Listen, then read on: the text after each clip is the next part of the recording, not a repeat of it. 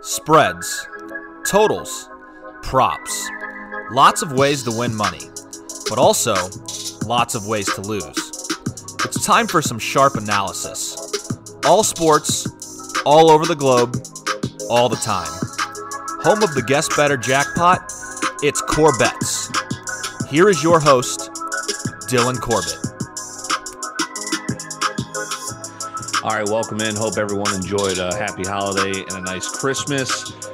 Saturday morning here. No Matthew Cruzen. He's on his way back from Peoria to Minneapolis. We've got something planned special for you guys tomorrow. We'll be recording live. How about that? So I'll try and navigate the waters without him. Of course, our Guess Better 2-1 yesterday. The Lakers and Clippers cash, no sweat. We were just talking favorites. Basically swept the board yesterday on a pretty lopsided NBA Christmas slate. So let's see here. We've got NFL, we've got college hoops, and we have got college, let's see here, football, and of course, NBA basketball. So 3 plays again for our Guess Better, Sebastian Urban. Let's start with NFL because he's got a little cross-sport action for his first play. I like the over in Tampa Bay, Detroit. I believe Stafford is going to play. Detroit's defense is cheeks. Tampa Bay likes to put up points. This is at 54.5. I like that going over. I was going to stay away from the San Francisco Cardinals game. San Francisco, they're starting C.J. Beathard. They've got Mostert out, Deebo Samuel out. Everything pointing to the Cardinals -5.5. Screams trap to me. My buddy just texted me, said he liked the Cardinals, so I'm going to tail it with him. Here's a team I do like. It's the cover machine, Miami Dolphins. I believe they're the most profitable team in the sport of football. In the NFL so far this year. They're 11-3 against the number. Raiders have been going the opposite direction. They're technically still alive for the playoff chase, but I think that ends today. Dolphins, this line opened as them +2 as a dog. It is now Miami -2.5 with a lot of public support. That scares me, but not against a team like the Raiders. All right, let's get that first play out there, Sebastian. Yeah, like you mentioned, I'm doing a little cross-sport parlay here to start it out, and the Bucks money line will be the first leg of that. For all the reasons you said, I mean, Detroit's trash. Yeah, the defense is terrible, and they're not really playing for anything at this point. So I expect the Bucks to win this game. The second part of that is the Washington Wizards money line. They looked pretty good in their first game. I know they lost, but they were leading it throughout. They just got outscored by like 15 in the fourth. But I expect them to hold on and get their first win of the season against the Magic today. Yeah, so that's a +118 money line parlay. I was kind of shocked because I knew the Bucks were like 10-point favorites. I was like, how is that going to be plus money? And it was. So nice find there for you. Let's get to NBA because I tried fading you last night with the Nuggets, and of course you were victorious there with the Clippers.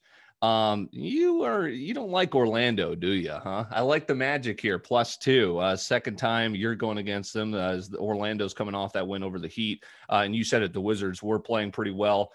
Good team. They covered against the 76ers. 76ers won. 76ers, one of the better teams in the East. So I like Orlando +2. Let's see here. I like the over in OKC and Charlotte. It's Oklahoma City's not the team dealing with COVID issues. It's Houston who has 6 players out. I have no idea how to handle that game.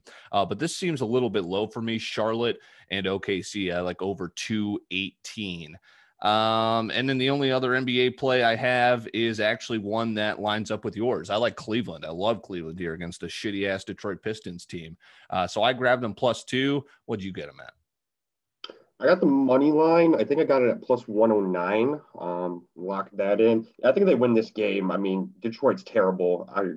Colin Sexton looked pretty good in the first game. I think he might be something special this year. They found something really nice with him. And I don't even know who's on the Detroit Pistons roster. I mean, they suck. Win. I don't know why they're slight underdogs in this game, but I think they win. Yeah, I fell for, most of you know, I was a Pistons fan for about 3 miserable years. No longer my fandom. But they were, I fell into the trap against the T-Wolves, and the Pistons were leading the entire game and somehow did not cover 8 points. I do not even know how that happened. So, yeah, let's go Cleveland. Cleveland, I leaned them when they were facing Charlotte as a dog. So this is back-to-back games. They're a dog, and they're a little bit better than people expect, I think. Andre Drummond's a nice piece for them. Okay, that'll wrap up my NBA. Let's see. I'll just fit in Nope, I got one more here. Phoenix and Sacramento. I like the under in that one, under 227. Phoenix is actually a pretty solid defensive team. And remember, I told you that Sacramento game went over because of overtime. Okay, let's see here. I'll just get out college football and then we'll wrap up the official guest better card. I like Texas San Antonio, 2 touchdowns here at home, plus 14. UL Lafayette coming to town. The reason I like the big number there is because I also expect it to go under. This thing the Sharps have been devouring. Since the start of the week, it's gone down 5 points. You've seen in bowl games, a lot of these games have been going under big. So I like under 55 there. And then this should be a good game. Coastal Carolina, Liberty plus 7. Let's see here. They've only been a dog a couple of times, and they have covered all 3 times they have been a dog. Coastal Carolina also dealing with COVID issues. So I think I'm going to play the number there with Liberty. All right, Bass, we remember you went to day 3 last time. You're trying to get there again. Let's see what your final play is. Yeah, going back to the NBA for my third and final play here, I'm going to go with the Bulls Pacers over 222.5. I expect a good amount of points in this one. Bulls allowed over 120 in their first game. Pacers scored over 120 in their first game. So I expect this to go over. This is a strong card. I might tell you with that as well. Of course, you cashed the official card yesterday with your play on the over in the Clippers and the Nuggets. That cashed last night, even with Kawhi leaving the game, right? So let's see, the 3-play card there to get you on to day 3 once again. All right, no Matthew Weiss, but I do have some college hoops. He's not going to like this one, however, though. Indiana plus 7 at Illinois. Illinois has been a kind of bounce back. It's like one game they're there, one game they just fall apart. So I'm playing that after they just blew out Penn State. I like Indiana plus 7. And in Kentucky, this is shocking to me. 1-5. A Coach Calipari team is 1-5 to start out their season. Louisville, they've been talking about this game since the pandemic. Chris Mack does not like Calipari, the head coach.